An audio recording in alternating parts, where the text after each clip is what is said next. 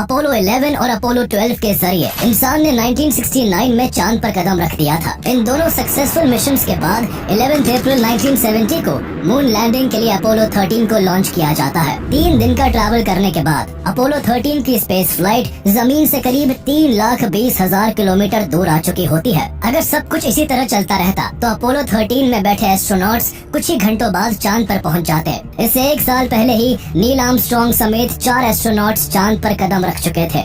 इसलिए पास के दोनों सक्सेसफुल मिशंस की वजह से अपोलो 13 में बैठे तीनों एस्ट्रोनॉट्स अपने सफर की कामयाबी के लिए काफी कॉन्फिडेंट और रिलैक्स होते हैं। यह मिशन जितना नॉर्मल अपोलो 13 के क्रू को लग रहा था, इसे उतना ही नॉर्मल धरती पर मौजूद सभी लोग समझ रहे थे। सभी को मून लैंडिंग इतना मामूली लगने लगा था कि दुनिया के किसी भी बड़े टीवी चैनल ने अपोलो 13 के लॉन्च को ब्रॉडकास्ट तक करना जरूरी नहीं समझा था। लेकिन धरती से 3,22,000 किलोमीटर की दूरी पर अपोलो 13 के साथ कुछ ऐसा होता है जो दुनिया भर का ध्यान अपनी ओर खींच लेता है। चांद पर पहुंचने से महज कुछ घंटे पहले अपोलो 13 में एक जोर का धमाका होता है, जिससे उस स्पेस फ्लाइट के सभी वार्निंग अलार्म्स बहुत तेज आवाज के साथ बजने लगते हैं।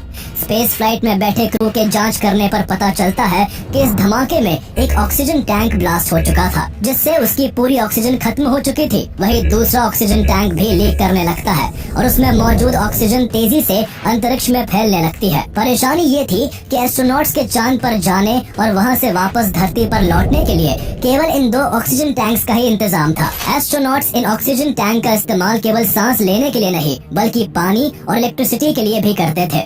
इसलिए जिस तेजी से ऑक्सीजन अंतरिक्ष में लीक हो रही थी, तीनों एस्ट्रोनॉट्स के जिंदा बचने का चांस भी उतना ही तेजी के साथ कम होता जा रहा था। जहां पहले इस मिशन को कोई तवज्जो नहीं मिल रही थी, तो वहीं इस हादसे के बाद दुनिया भर के लोग टीवी पर नजरें गड़ाए अपोलो 13 की पल पल की खबर रखने लगे थे। तेजी से खत्म हो रही ऑक्सीजन के बीच अब एस्ट्रोनॉट्स और नासा के सामने चांद पर लैंड करना तो दूर, अंतरिक्ष में लाखों किलोमीटर दूर से धरती पर किस तरह जिंदा लौट कर आना है, यही एक बड़ा सवाल बन गया था। चलिए जानते हैं अपोलो 13 की रोमांचक कहानी, जिसे स्पेस के भयानक हादसों में सबसे ऊपर गिना जाता है। The main mission objective of Apollo 13 is a continuing one. We hope to find out a lot about the origin of the moon, and from that, the origin of the Earth. And we have liftoff. It's kind of difficult here. Okay, we had a problem here. Usually we had a problem. The flight of the Apollo 13 to the moon is in serious jeopardy this morning and is not going to make a moon landing. I think it is as critical, perhaps probably the most critical situation we faced so far in the manned spaceflight program in flight. The crew were beginning to suffer. It was a dire state. It was a real emergency situation. Are the astronauts safe, I think? Well, Apollo Control Houston, we've just had loss of signal from Honeysuckle. The last moments of Apollo 13. Best thing we can do now is just to listen and hope.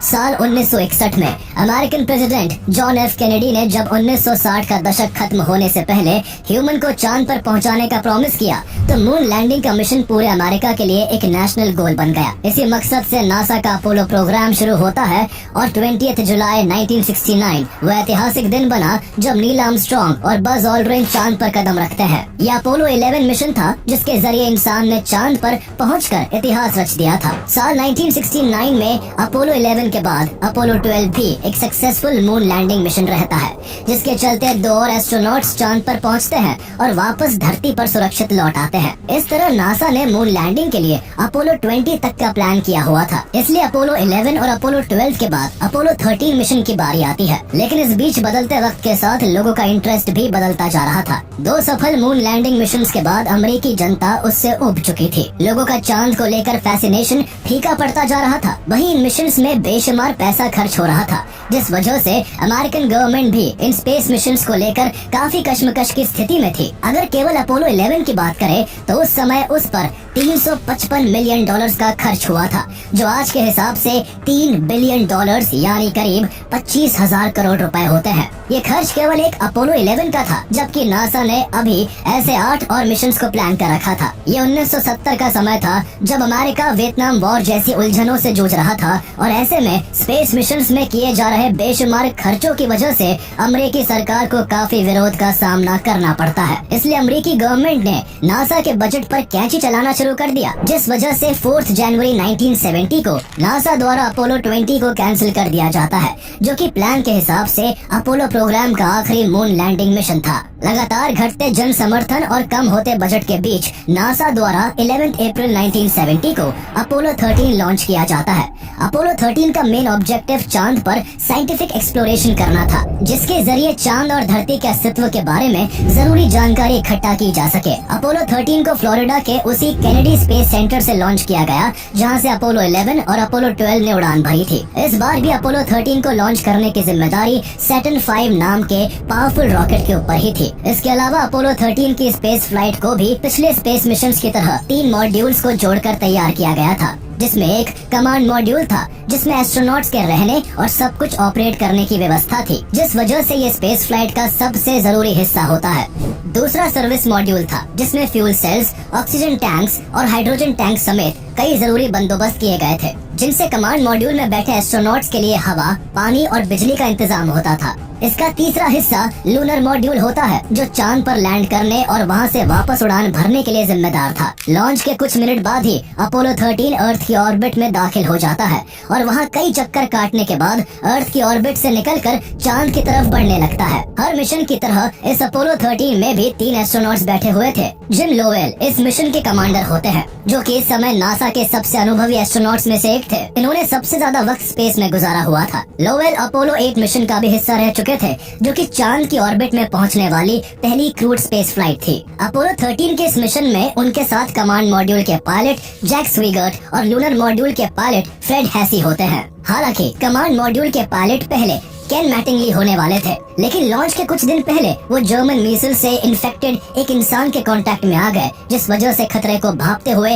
NASA Apollo 13 के launch से केवल 48 घंटे पहले उनकी जगह mission के लिए Jack स्वीगर्ट को शामिल करता है। लास्ट मोमेंट पर हुए इस बदलाव के बाद भी अपोलो 13 के क्रू के बीच सब कुछ तालमेल के साथ हो रहा था और तीनों एस्ट्रोनॉट्स कोऑर्डिनेट करते हुए चांद की तरफ बढ़ रहे थे। धरती से चांद पर पहुंचने के लिए लगभग 4 दिन का समय लगता है, इसलिए लॉन्च के करीब 55 घंटे बाद अपोलो 13 आधे से ज्यादा रास्ता तय कर चुका था। सफर की शुरुआत से ही अपोलो 13 के एस्ट्रोनॉट्स धरती पर अमेरिका के ह्यूस्टन शहर में मौजूद मिशन कंट्रोल के साथ कांटेक्ट में बने हुए थे। ये सब कुछ एक रूटीन का हिस्सा था और इस दौरान सब कुछ इतना नॉर्मल था कि अपोलो 13 में बैठे एस्ट्रोनॉट्स बोर हो रहे थे। इसलिए खाली समय को देखते हुए तीनों एस्ट्रोनॉट्स टीवी के लिए एक ब्रॉडकास्ट रिकॉर्ड करते हैं, जिसमें वो स्पेस फ्लाइट के अंदर की जिंदगी को दिखाते हुए बताते हैं कि वो कम ग्रेविटी में किस तरह रहते हैं। अपोलो 13 के लॉन्च की तरह उसके इस लाइव ब्रॉडकास्ट को भी दुनिया के किसी भी बड़े टीवी चैनल ने एयर नहीं किया। पब्लिक अब अपोलो मिशंस में अपनी दिलचस्पी खो चुकी थी, जिस वजह से एस्ट्रोनॉट्स की स्पेस फ्लाइट के अंदर की जिंदगी को देखने में बहुत ही कम लोगों ने इंटरेस्ट दिखाया। लेकिन किसे पता था कि इग्नोर किए गए इस ब्रॉडकास्ट से केवल कुछ मिनट बाद अपोलो 13 के साथ कुछ ऐसा होगा जो अपनी ही धुन में खोई हुई दुनिया का ध्यान अपनी ओर खींच लेगा। स्पेस फ्लाइट में बोर हो रहे एस्ट्रोनॉट्स को भी कोई अंदाजा नहीं था कि अब से कुछ मिनट बाद उनकी जिंदगी में एक ऐसा भूचाल आने वाला था जो उन्हें जिंदगी और मौत के बीच लाकर खड़ा कर देगा।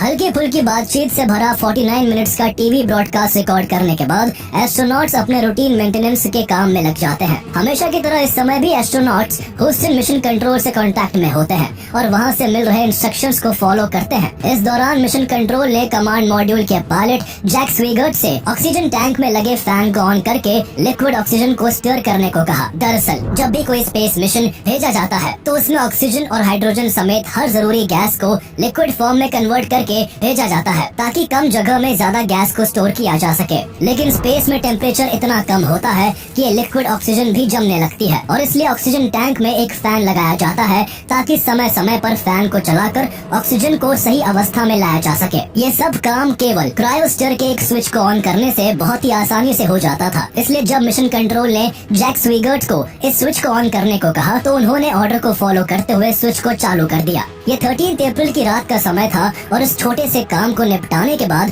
क्रूज सोने वाला था। अभी तक अपोलो 13 3 दिनों के सफर के बाद धरती से करीब 3,20,000 किलोमीटर दूर आ चुका था और अगले दिन जिम लोवेल और फ्रेड हैसी चांद पर कदम रखने वाले थे। लेकिन जैक स्वीगर्ट द्वारा क्रायोस्फीयर के स्विच ऑन करने के अगले ही मिनट कुछ ऐसा होता है जो उनके चांद पर पहुंचने के सपने को चकनाचूर कर देता है। क्रायोस्फीयर का स्विच दबाने के अगले ही मिनट अपोलो 13 के स्पेस फ्लाइट में एक जोर का धमाका होता है। ये धमाका इतना तेज था कि स्पेस फ्लाइट समेत तीनों एस्ट्रोनॉट्स अपनी अपनी जगह से हिल जाते हैं। एस्ट्रोनॉट्स के सामने मौजूद सिस्टम के इंडिकेटर्स लाल होने लगते हैं, वार्निंग अलार्म्स बहुत तेज आवाज के साथ बजने लगते हैं और स्पेस फ्लाइट के कई जरूरी सिस्टम्स काम करना बंद कर देते हैं। एकदम से हुई उस उथल पुथल से एस्ट्रोनॉट्स को कुछ भी समझ नहीं आता कि ये सब क्या हो रहा था और क्यों हो रहा था। इस गड़बड़ी और अफरा तफरी की तुरंत जानकारी देते हुए एस्ट्रोनॉट्स ने ह्यूस्टन मिशन कंट्रोल से कहा, Houston, we have had a problem here.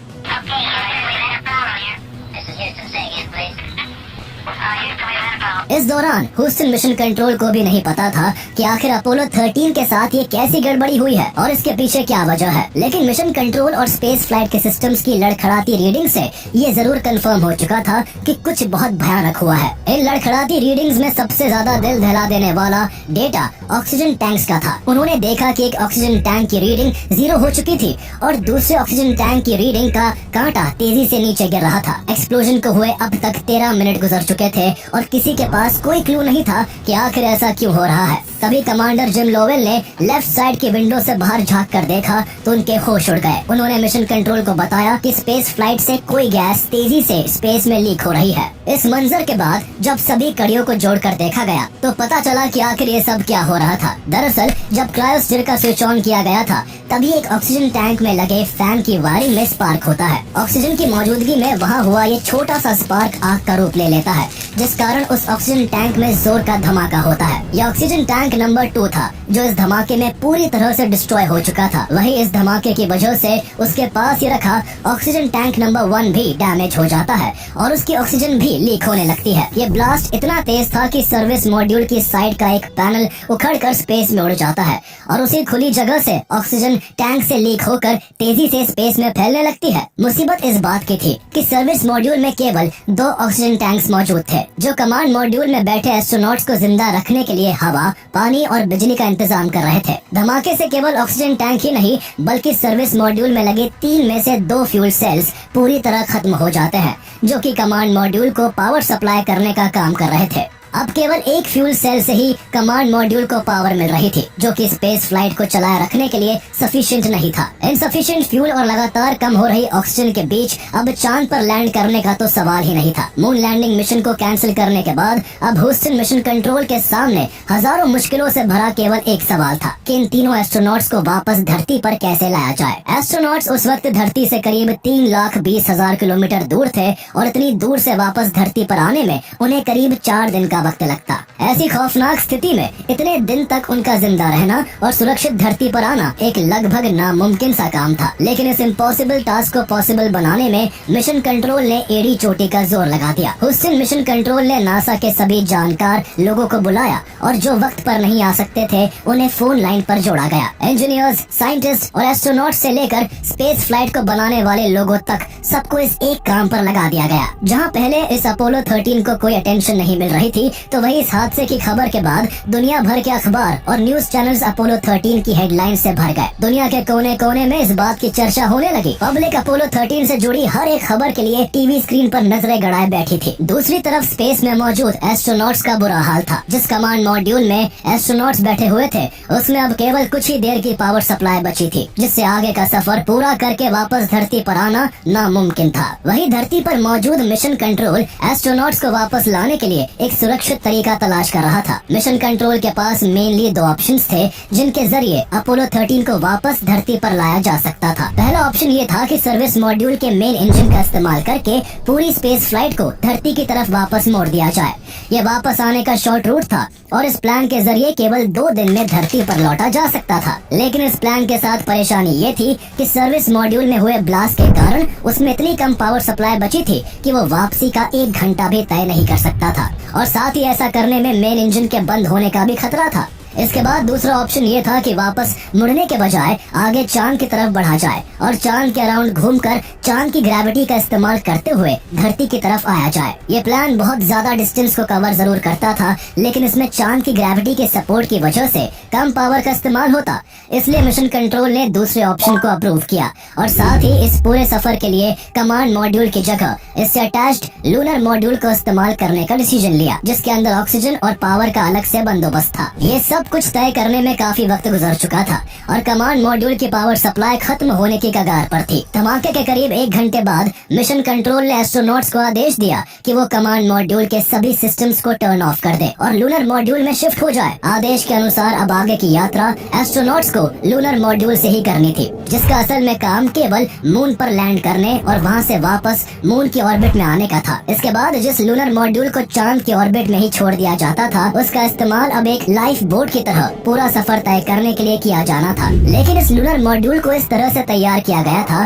कि वो एक बार अर्थ के एटमॉस्फेयर से निकलकर वापस अर्थ के एटमॉस्फेयर में नहीं आ सकता था। अर्थ के एटमॉस्फेयर में केवल कमांड मॉड्यूल ही घुस सकता था, जिसकी पावर सप्लाई अब केवल 15 मिनट की बची थी। इसलिए मिशन कंट्रोल ने कमांड मॉड्यूल के सभी सिस्टम्स को बंद करने का आदेश दिया ताकि उसकी बची हुई पावर सप्लाई को अर्थ के एटमॉस्फेयर में एंटर करने के लिए यूज किया जा सके। एस्ट्रोनॉट्स कमांड मॉड्यूल से निकलकर लूनर मॉड्यूल में चले जाते हैं, जिसके जरिए अब उन्हें आगे का सफर तय करना था। लेकिन लूनर मॉड्यूल के साथ सफर करने में उन्हें बहुत सारी दिक्कतों का सामना करना था, क्योंकि लूनर मॉड्यूल का इस्तेमाल ऐसे मुश्किल सफर के लिए हो रहा होता है जिसके लिए उसे बनाया ही नहीं गया था। उसका मैकेनिज्म और उसकी बनावट इस काम के लिए बिल्कुल भी सूटेबल नहीं होती है। लेकिन अब एस्ट्रोनॉट्स के पास उसके अलावा कोई ऑप्शन नहीं था। लूनर मॉड्यूल को केवल 2 लोगों के हिसाब से सिर्फ 45 घंटे के सफर के लिए बनाया गया था, लेकिन यहाँ 3 एस्ट्रोनॉट्स को उस छोटे से व्हीकल में करीब 90 घंटे का सफर तय करना था। इसके अलावा इस मिशन का सारा नेविगेशन सिस्टम कमांड मॉड्यूल में मौजूद था,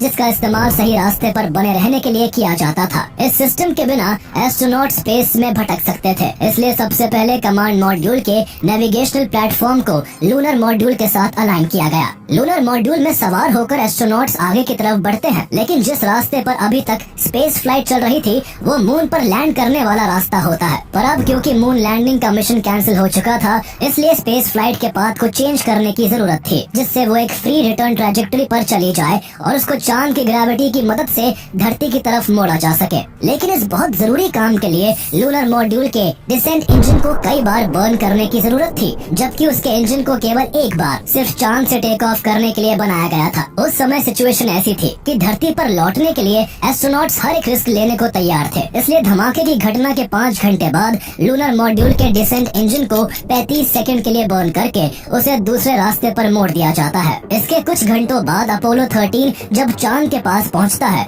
तो लूनर मॉड्यूल के इंजन को दूसरी बार करीब 5 मिनट के लिए बर्न किया जाता है ताकि स्पीड को और तेज किया जा सके। इसके करीब 2 घंटे बाद अपोलो 13 चांद के अराउंड घूमते हुए चांद के पीछे पहुंच जाता है, जिसे फार साइड और dark side of the moon कहा जाता है। इस समय अपोलो 13 धरती से 4 लाख किलोमीटर से भी ज्यादा दूर था और ये एक रिकॉर्ड बन जाता है जहां तक कोई भी इंसान आज तक दोबारा नहीं पहुंच पाया। इसके बाद मून का चक्कर लगाते हुए मून की ग्रेविटी का इस्तेमाल करके स्पेस फ्लाइट को धरती की तरफ तेजी से मोड़ा गया। इसके कुछ वक्त बाद रफ्तार को तेज करके जर्नी को छोटा करने के लिए लूनर मॉड्यूल के इंजन को तीसरी बार फायर किया जाता है। ये खुशकिस्मती ही थी कि लूनर मॉड्यूल ये तीसरा बर्न भी झेल लेता है और अपोलो 13 तेज रफ्तार से धरती के डायरेक्शन में बढ़ने लगता है। इसके अलावा एक अच्छी चीज ये थी कि सर्विस मॉड्यूल में जो धमाका हुआ था वो चांद पर पहुंचने से पहले हुआ था। अगर यही हादसा चांद पर पहुंचने और वहां से निकलने के बाद धरती की तरफ लौटने के वक्त होता तो जिस लूनर मॉड्यूल में अभी तीनों एस्ट्रोनॉट्स बैठकर धरती की दिशा में बढ़ रहे थे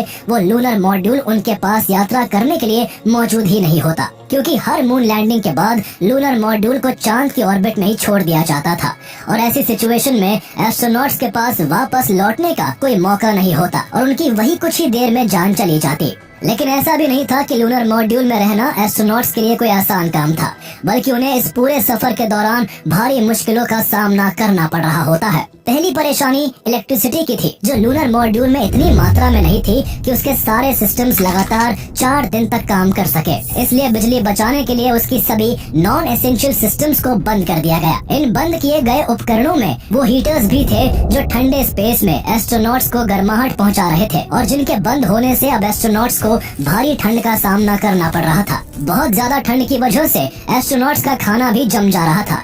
ऐसी सिचुएशन में उन्हें जरा सी नींद लेने में भी बहुत मुश्किल हो रही थी। दूसरी परेशानी पानी की थी। इस लंबे सफर के हिसाब से लूनर मॉड्यूल में बहुत लिमिटेड पानी था, जिसमें से कुछ पानी कूलिंग सिस्टम के लिए भी इस्तेमाल किया जाना था। इसी वजह से हर एस्ट्रोनॉट पूरे दिन में केवल 200 ml पानी पीकर गुजारा कर रहा था। इन मुश्किलों के दौरान एस्ट्रोनॉट्स एक बात से निश्चिंत थे कि लूनर मॉड्यूल में ऑक्सीजन की कोई कमी नहीं थी। उसमें सफिशिएंट ऑक्सीजन थी और कुछ ऑक्सीजन टैंक बैकअप के तौर पर भी मौजूद थे। लेकिन लूनर मॉड्यूल में एस्ट्रोनॉट्स के लिए कार्बन डाइऑक्साइड एक बड़ी परेशानी का कारण बनती है। दरअसल धरती पर हमारे सांस छोड़ते समय जो कार्बन डाइऑक्साइड रिलीज होती है, उसे धरती पर वातावरण बैलेंस कर लेता है। लेकिन स्पेस फ्लाइट्स में इस CO2 गैस को बैलेंस करने के लिए लिथियम हाइड्रोक्साइड के कैनिस्टर्स का इस्तेमाल किया जाता है। लेकिन लूनर मॉड्यूल का कैनिस्टर केवल 2 लोगों के लिए लगा था, जो सिर्फ 2 दिन तक काम कर सकता था, जबकि उसमें 3 एस्ट्रोनॉट्स को 4 दिन तक गुजारा करना था। जिस वजह से CO2 की मात्रा तेजी से बढ़ती जा रही थी और उसे अगर कंट्रोल नहीं किया जाता तो एस्ट्रोनॉट्स की जान भी जा सकती थी। ऐसे में कमांड मॉड्यूल के बड़े लिथियम हाइड्रोक्साइड के कैनिस्टर्स को भी यूज में नहीं लिया जा सकता था, क्योंकि उसकी शेप और डिजाइन लूनर मॉड्यूल के कैनिस्टर से बिल्कुल अलग थी, जिस वजह से उन्हें साथ में सीधे तौर पर इस्तेमाल नहीं किया जा सकता था। ऐसे में मिशन कंट्रोल ने एस्ट्रोनॉट्स को गाइड करते हुए स्पेस फ्लाइट में मौजूद प्लास्टिक की थैलियाँ, कुछ पाइप और टेप जैसी कई चीजों के अरेंजमेंट से इस प्रॉब्लम को सॉल्व करवाया, जिससे लूनर मॉड्यूल में CO2 की बढ़ती क्वांटिटी को कंट्रोल कर लिया गया। ऐसी बहुत सी परेशानियों का सामना करते हुए 17 अप्रैल 1970 की सुबह को अपोलो 13 तेज रफ्तार से अर्थ के काफी करीब पहुंच जाता है। अब एस्ट्रोनॉट्स को अर्थ के एटमॉस्फेयर में दाखिल होने से पहले 2 बहुत जरूरी काम करने थे। सबसे पहले उन्हें री एंट्री के लिए स्पेस फ्लाइट को राइट एंगल पर सेट करना था, क्योंकि अगर अर्थ के एटमॉस्फेयर में घुसने के दौरान स्पेस फ्लाइट का एंगल जरा सा भी गलत होता तो एस्ट्रोनॉट्स की जान खतरे में पड़ सकती थी। लेकिन ऐसा करने का कोई भी सिस्टम लूनर मॉड्यूल में मौजूद नहीं था, इसलिए सारा काम एस्ट्रोनॉट्स को कंट्रोल मिशन के इंस्ट्रक्शन पर मैनुअली करना पड़ा और राइट एंगल को फिक्स कर लिया गया। अब अर्थ के एटमॉस्फेयर में एंटर करने से पहले दूसरा काम ये था कि एस्ट्रोनॉट्स को लूनर मॉड्यूल से निकलकर वापस कमांड मॉड्यूल में जाना था, क्योंकि केवल कमांड मॉड्यूल ही अर्थ के एटमॉस्फेयर में री एंट्री के लिए बना था। दरअसल अर्थ में री एंट्री के दौरान एटमॉस्फेयर से तेज फ्रिक्शन होता है, जिससे बहुत हीट पैदा होती है। इस हीट से बचने के लिए कमांड मॉड्यूल की एक साइड पर हीट शील्ड लगी होती है, जो एस्ट्रोनॉट्स को सुरक्षित रखती है। इसलिए इस पूरे री एंट्री के टास्क के लिए एस्ट्रोनॉट्स लूनर मॉड्यूल से निकलकर कमांड मॉड्यूल में पहुंच जाते हैं। कमांड मॉड्यूल में कई दिन से सब कुछ बंद रहने की वजह से उसका टेम्परेचर फ्रीजिंग पॉइंट से भी नीचे आ गया होता है। कमांड मॉड्यूल की वॉल्स, सीलिंग, फ्लोर, वायर्स और पैनल समेत हर चीज पानी की बूंदों से ढकी हुई थी। धरती पर मौजूद मिशन कंट्रोल को चिंता थी कि ऐसी सिचुएशन में कमांड मॉड्यूल दोबारा चालू हो भी पाएगा या नहीं। लेकिन बहुत मशक्कत के बाद कमांड मॉड्यूल अपनी बची हुई पावर से दोबारा चालू हो जाता है, जिसके बाद धरती अब केवल 4 घंटे की दूरी पर थी और इसी दौरान सर्विस मॉड्यूल को कमांड मॉड्यूल से अलग कर दिया जाता है। इस समय एस्ट्रोनॉट्स ने दूर होते सर्विस मॉड्यूल की पिक्चर्स ली, जिनमें उन्होंने देखा कि धमाके से सर्विस मॉड्यूल का पूरा एक पैनल उखड़ चुका था। इसके 3 घंटे बाद अर्थ के एटमॉस्फेयर में घुसने से पहले कमांड मॉड्यूल से उस लूनर मॉड्यूल को भी अलग कर दिया गया, जिसका इस्तेमाल अब तक एक लाइफ बोट की तरह किया गया था। इसके बाद कमांड मॉड्यूल को अर्थ के एटमॉस्फेयर में री एंट्री करनी थी और पैसिफिक ओशन में एक तय इलाके के अंदर गिरना था। एस्ट्रोनॉट्स को पैसिफिक ओशन से निकालने के लिए यूएस नेवी के जहाज पहले से ही तैनात किए हुए थे। पूरी दुनिया की निगाहें टीवी पर जमी हुई थी। ये हैरत की ही बात थी कि जिस अपोलो 13 के लॉन्च को सभी नजरअंदाज कर चुके थे, उसी अपोलो 13 की वापसी को करीब 40 मिलियन लोग टीवी पर लाइव देख रहे थे। हजारों किलोमीटर प्रति घंटे की रफ्तार से अपोलो 13 का कमांड मॉड्यूल अर्थ के एटमॉस्फेयर में दाखिल होता है। इस री एंट्री के दौरान एस्ट्रोनॉट्स का मिशन कंट्रोल से संपर्क टूट जाता है। आमतौर पर यह कम्युनिकेशन ज्यादा से ज्यादा 3 मिनट के लिए ब्रेक होता है, लेकिन 3 मिनट गुजर जाने के बाद भी एस्ट्रोनॉट्स की तरफ से कोई जवाब नहीं आ पाता। इसके बाद का हर गुजरता पल सभी को कई घंटों के बराबर महसूस होता है। मिशन कंट्रोल को चिंता सता रही थी कि कहीं एक्सप्लोजन के दौरान कमांड मॉड्यूल की हीट शील्ड डैमेज न हो गई हो, क्योंकि अगर ऐसा होता तो री एंट्री के दौरान पैदा होने वाली हीट से कमांड मॉड्यूल जलकर राख हो जाता। जब तय वक्त से पूरा 1 मिनट ज्यादा गुजर गया तो पूरी दुनिया की सांसें थम गई। न्यूज मीडिया के कैमरा आसमान में ताक रहे थे। एस्ट्रोनॉट्स की फैमिलीज उनकी सलामती की दुआएं कर रही थी। सभी के दिलों की धड़कनें इस एक विचार से रुक गई थी कि कहीं अपोलो 13 के एस्ट्रोनॉट्स जान की बाजी हार ना गए हो। लेकिन करोड़ों दुआएं आसमान में पहुंची भी और उनका असर भी हुआ। तय वक्त से करीब 1.5 मिनट बाद मिशन कंट्रोल को एस्ट्रोनॉट्स का जवाब सुनाई देता है, जिसमें उनकी सलामती की बात थी। कुछ ही मिनट बाद टीवी की स्क्रीन पर पूरा मंजर दिखाई देने लगा। हवा में पैराशूट उड़ते हुए दिखाई दिए जो कमांड मॉड्यूल को सेफली नीचे ला रहे थे। इसके कुछ ही देर बाद command module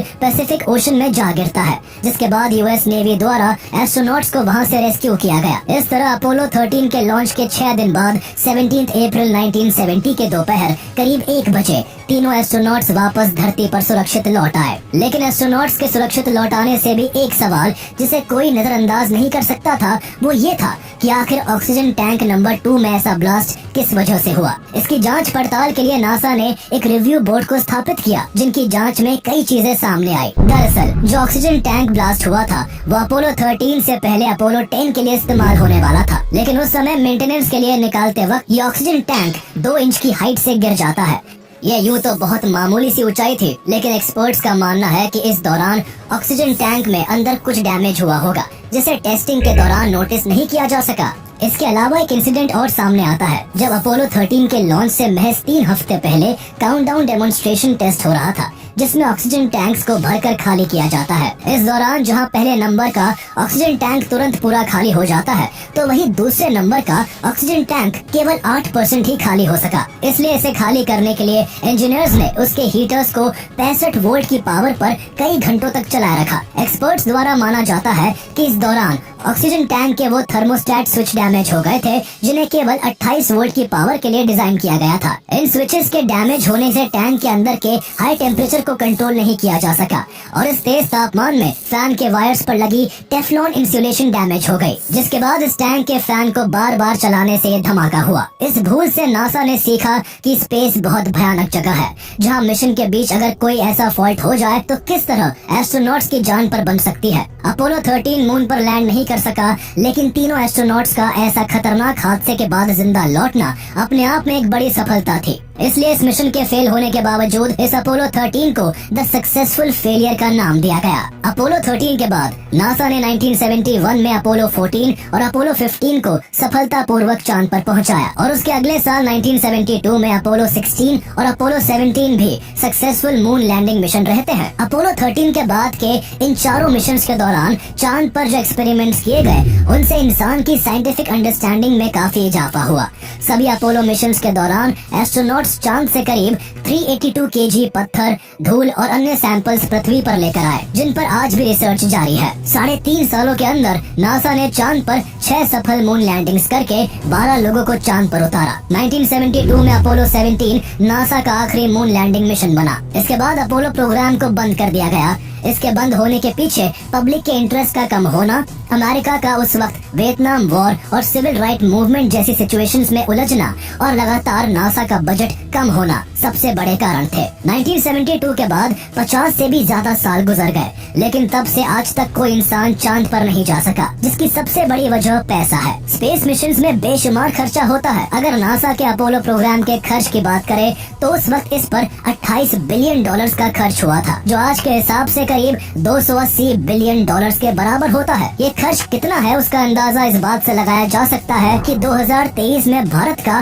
spending budget $549 billion था। यानी सिर्फ नासा के अपोलो प्रोग्राम पर आज की भारत जितनी बड़ी अर्थव्यवस्था की सालाना खर्च की आधी राशि खर्च कर दी गई थी। ये खर्चा इतना ज्यादा है कि तब से कोई भी देश इतना खर्च करके इंसान को चांद पर भेजने की हिम्मत नहीं कर पाया। इसके अलावा नासा के 6 सक्सेसफुल मून लैंडिंग मिशन के तहत इंसानों द्वारा मून को काफी हद तक जाना जा चुका है और बाकी की रिसर्च और एक्सप्लोरेशंस के लिए खर्चा बचाते हुए एडवांस रोवर से काम लिया जाता रहा है, जिसमें भारत का चंद्रयान 3 भी एक सक्सेसफुल मिशन रहा है। वही नासा का फोकस अपोलो प्रोग्राम के बाद चांद से हटकर space shuttle, international space station और अदर प्लैनेट एक्सप्लोरेशन में लग गया था, जिसमें नासा ने सबसे ज्यादा फोकस मार्स के एक्सप्लोरेशन पर रखा, क्योंकि ये हमारे सोलर सिस्टम का एक ऐसा प्लैनेट है जिस पर जीवन के होने की काफी पॉसिबिलिटी है। यही वजह है कि साइंटिस्ट का ध्यान आज मून से ज्यादा मार्स पर है, लेकिन ऐसा नहीं है कि अब कभी भी मून पर ह्यूमन लैंडिंग नहीं होगी, क्योंकि नासा 2017 से चांद पर फिर से